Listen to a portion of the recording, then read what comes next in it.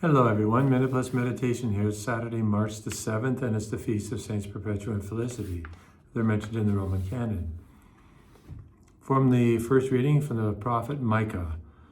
Who is God like you, pardoning iniquity and passing over the transgression of the remnant of your possession?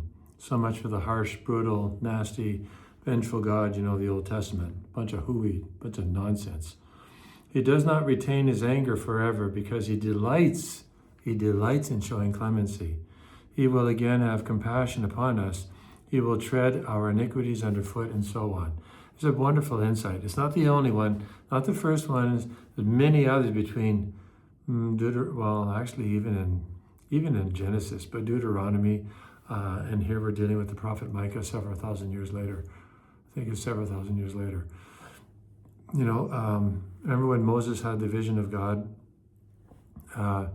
And God is a God of mercy, forgiving transgressions and so on.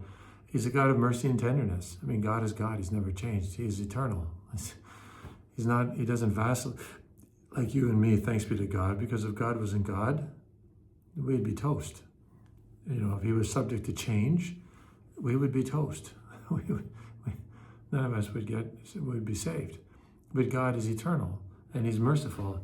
But, there comes an end of mercy, and then his mercy, the same love becomes, it's not that God changes, we change in relationship to what he does for us. He always loves us. But those who die in hatred of God, those who are calcified in mortal sin for all eternity, go to hell. Now his love, it burns. It feels punishment. It's not punishment, it's actually love. God has never changed. Remember that. So from the Gospel, Luke 15, and the Pharisees and the scribes were grumbling and saying, this fellow welcomes sinners and eats with them. Oh, this will lead to, to the parable of the prodigal son. So they were grumbling. They were jealous. And that's what's important here. Jesus tells this parable not just about the prodigal son, but the prodigal sons. One who goes away and one who stays.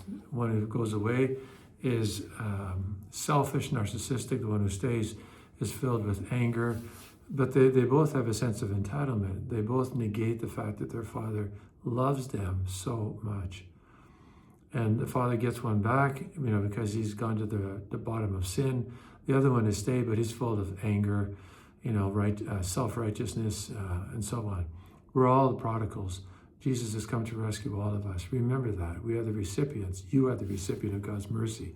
What you have received, give generously. God bless you.